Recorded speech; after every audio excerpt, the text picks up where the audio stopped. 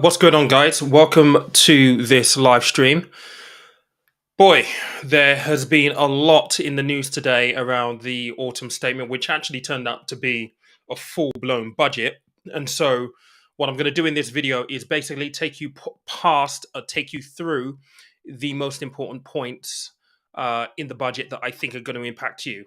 There was a lot that basically got announced.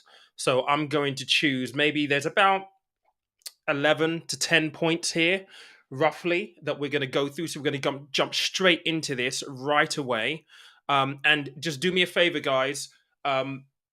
If you get value from this, please make sure that you smash the like button. It would just mean that other people can also get the value that you got from it as well. There is a lot to basically get through, so let's just share my screen and basically kick this off. Hopefully you can see this. All right, so the first thing I'm going to jump into here is obviously, look, the let's set the scene, right? Massive fiscal hole. I've spoken about it here on the channel.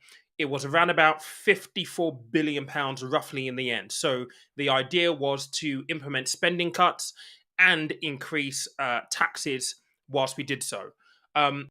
Did this turn out as bad as we thought it would do? Probably not in one way, but definitely so in another, if that makes any sense. And this is just in the first one. So this first point here is really about the national living wage. This is going to increase by 9.7% from April 2023, which means that the hourly rate is going to go up to £10.42 if you're over the age of 23. And that basically means that for a full-time worker, that's going to be an extra £1,600 in people's pockets, which I think overall is a really positive thing. There is a caveat on this, which I'll come back to in a moment when we get round to the other points that I want to highlight. Now, one of the biggest challenges that we have been facing is obviously cost of living, and a big part of that has been energy prices. So the next thing that I want to highlight is from April, the government will continue the energy price guarantee for a further 12 months at a higher level of £3,000 for the average household, with prices forecast to remain elevated through next year. So what does this actually mean? So if you remember, currently the cap on energy for a typical household. So if you use more as a typical household, you're going to get charged more. But as a typical household, you've got a cap on energy prices at £2,500. It is anticipated that costs are going to continue to go up, and therefore there is going to be a cap for the next 12 months from April to £3,000 for a typical household.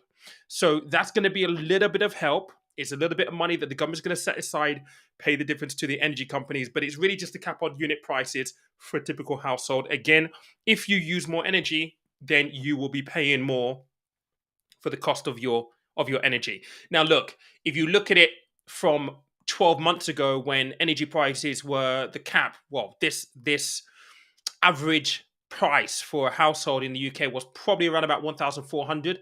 This is still a pretty big increase.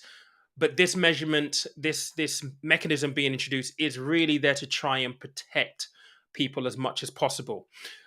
Another one that I do want to highlight, which I think is going to be important for renters, is the government will cap the increase in social rents at a maximum of 7% in 2023-2024. Now, this is actually connected to something that I think is really, really important for us to know. If you watch the budget this morning, Jeremy Hunt, when talking about inflation, basically gave his blessing and gave his support to the Bank of England. Now, the Bank of England is a separate entity to the government, and their job basically is to look at monetary policy. He has given the Bank of England his full support to do what is necessary to combat inflation. Now, what that essentially means is we are going to continue to see interest rate rises through 2023, possibly into 2024, in an attempt to bring down inflation. That is connected to this point right here, because as mortgages go up and mortgages for landlords go up, then you're going to see rent increases. Now, note here that it says social rent. So this is only really going to protect people who are in social housing. There is no protection at all at the moment for people who may be in private accommodation. But it's really important for you to understand your rights as well. If you are in private accommodation, you're renting from a private landlord. They cannot increase your rents without giving you notice. Typically, they need to give you 6 months' notice if you're in a year contract, right? And even if they want to increase your rents, you have to agree to it as well. They just can't say we're going to increase rent and that's the end of it. You have to agree to it as well. So make sure that you know your rights around that if you are renting privately. But if you're in social rents, there is some protection, maximum right of 7% through 2023, 2024. This is going to be an extra little bit of help for people who are struggling with energy prices, essentially. So, additional cost of living payments next year of £900 is going to be made on to people to households on means tested benefits. So, this is an additional kind of help that is going to be rolled out next year, and they're signposting this already. So, £900 for household on means tested benefits. So that will be universal credit, pension credits, working tax credits, those kind of things. Really, it's a really big piece of help.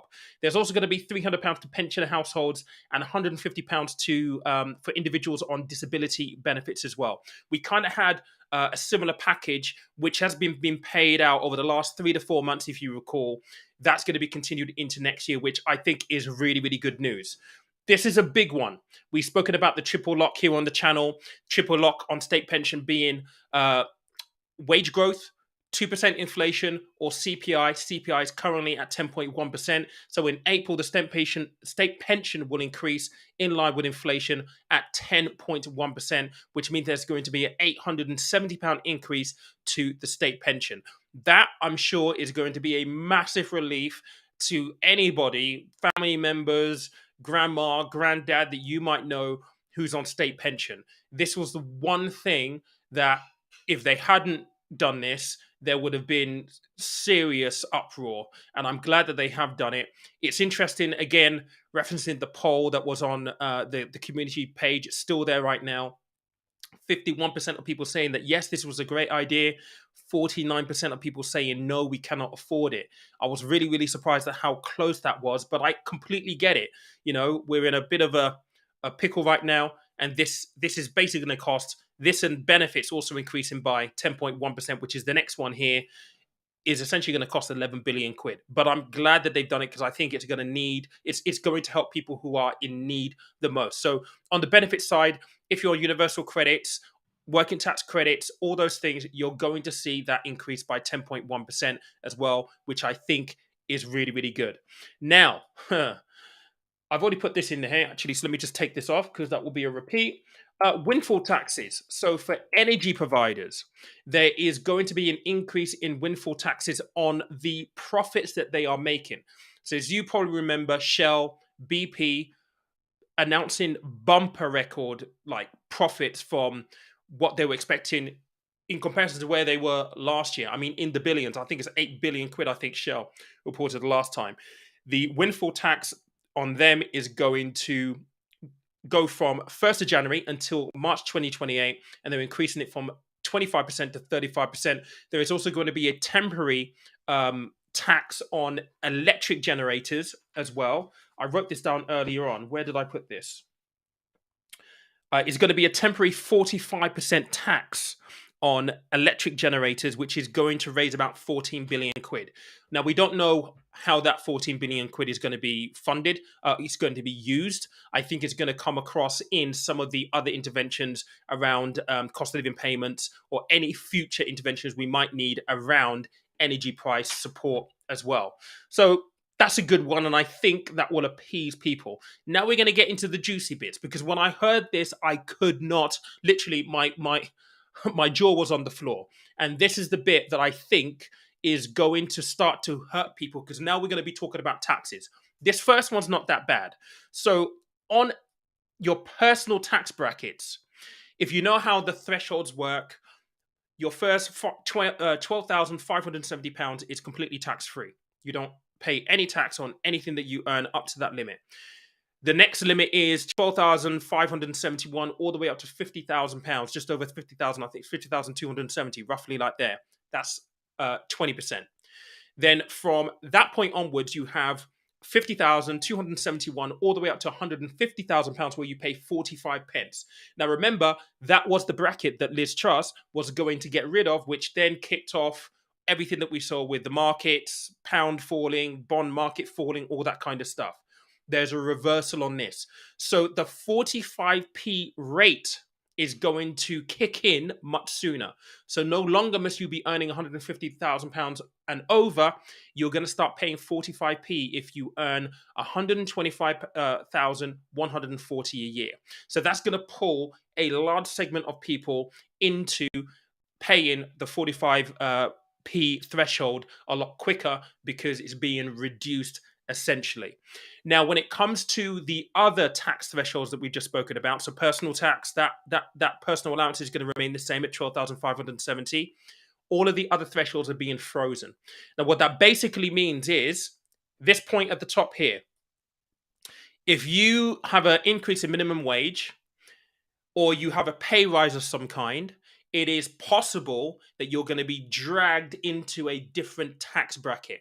And this will impact people really moving from positions where they're not paying any tax at all to potentially going into the 20% bracket. And if you are in the 20% bracket, possibly going into the 40% bracket if you get pay rises. So it's worthwhile noting it's kind of a stealth tax. I think the number that they're estimating is that this will impact 5 million people. It will drag 5 million people into a higher tax bracket. It's not something that when you look at it from a high level point of view that you think is going to be problematic in terms of it's going to impact you, but it will impact you if you see price or wage increases in the future. This is the one that I think, Jesus Christ. So capital gains tax, I spoke about this on the channel about a week and a half, 2 weeks ago. They are indeed cutting capital gains tax. And wait until you hear this. So the allowance at the moment is £12,300. From April is going to be cut down to £6,000, halved, more than halved. And in 2024 is going to halve yet again to £3,000. So that means if you have property, you're investing in properties, buy to lets, you sell the property, the limit at which you're going to pay capital gains tax at has just been significantly reduced. If you are selling stocks, selling crypto, and you're walking out with a gain, then essentially the point at which you're going to start paying tax has just been pretty much decimated. And by the time we get to April 2024, it's almost non-existent. £3,000 is what it's going to be coming down to. This for me is big, it's huge. We speak a lot about investment here on this channel.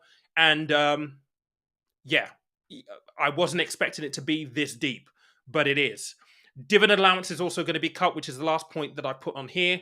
And in a similar vein, the dividend allowance at the moment is £2,000. That is down from £5,000 in 2017.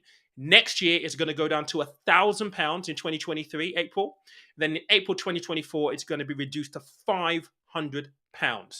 Things like corporation tax is going to stay at 25%, kicking off from April next year.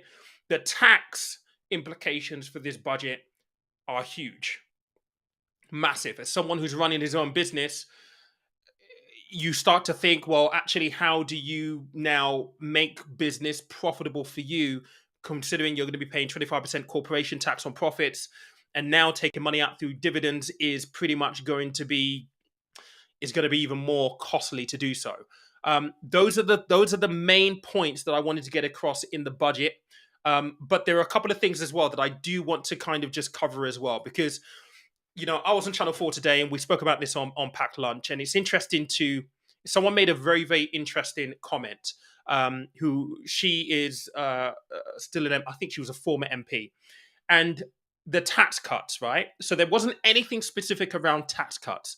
The language that he used, and I need to reference my notes here, the language he used was that, where was it? Let me just find it, guys. 1 second, because this is really, really important. And this is where you start getting into political theatre and how they move from a political point of view. So public spending, where's my public spending bit?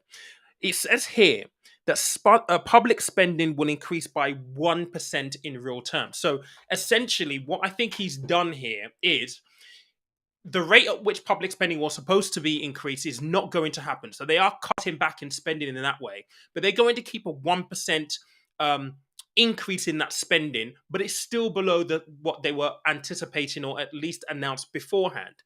And the former MP in the studio mentioned something and said, a lot of these are not going to kick in for 2 years. Guess what's happening in 2 years' time? General election. So essentially, what they've done is actually pretty clever from a political point of view. They've announced these things right now. It is going to basically reduce spending, but when these things actually need to be implemented, the Labour government is going to be the ones who are going to have to deal with this, which I think was really, really, really, really interesting.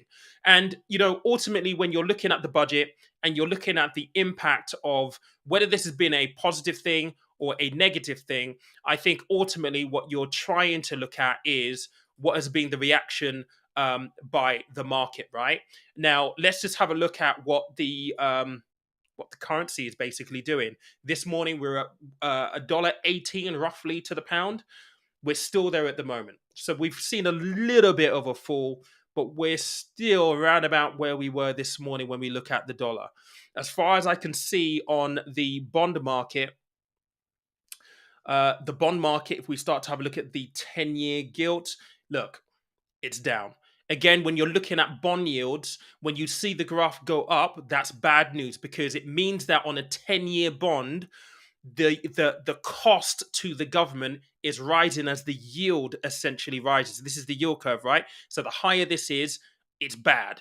We're down here at the moment at 3.1%. So it feels as though the markets kind of are okay with what's been said today. There was a lot of language used by Jeremy Hunt around confidence, stability. Those words were thrown around. So we'll see how this transpires. A lot of people are still crunching the numbers to see what this actually looks like because it was only just announced today. The headline that I've been hearing certainly this afternoon is that when you really think about everything that's happening, cost of living, inflation, interest rates going up, rents being pushed up, mortgage payments being pushed up, what it translates to is our living standards are going to fall by 7% in the next year, possibly even 2 years. And I think that's been the takeaway headline that a lot of people are commenting on and have been commenting on through today. And I think if I were to finish this off, there's a lot of information that was announced today. But now more than ever, and I know that it sounds boring, and I say this all the time, but now more than ever, you need to have a handle on your personal finances. Unemployment. The unemployment numbers will start to kick in at some point. There wasn't a lot announced for business, and that is a little bit of a worry. But once the unemployment starts to kick in, unemployment numbers start to kick in next year. Once the the fixed mortgages start to come off their rates next year, we're going to see more and more pain. And if you are holding a load of debt because you've been happy spending on credit cards, you've got a lot of debt, you need to think about debt consolidation and really tackling your debt right now, reducing those outgoings. If you've got cash, hold on to your cash. And this is an instance where if you've been listening to people like fucking Grant Cardone, cash is trash, you need cash in these kind of situations because you just want that blanket in knowing that you've got some financial support behind you so you don't have to use the overdraft, the credit card, payday loans, God forbid, to cover the increases that we are going to see. The only thing I can tell you is things will get painful for us in the next year to 2 years. It's going to be really, really rough. So we need to be adults. We need to take responsibility for our personal finances, and we really need to be proactive in this. We can't control any of this stuff that has been announced in the budget, but we can control what we do on a day-to-day basis. So look, guys, it is what it is. There's nothing we can do about it. But I think the operative word is, buckle up and just be proactive. There's a lot there. I appreciate you for watching. Again, if you have found value in this, I would really appreciate you smashing the like button. There's 61 of you on here at the moment. It just means that once this is over, YouTube will push it to other people who may need to hear this detail. I will probably do another video at some point maybe over the weekend or so, where once we've got more analysis around this, we can delve deeper into what this all means. This is still very, very fresh today. Yeah, but guys, I appreciate you. Thank you so much. I'm absolutely knackered. I've had one hell of a week, and yeah, it's 8:30, and I need to get an early night. So thank you, guys. Appreciate you. Catch you later on. Cheers.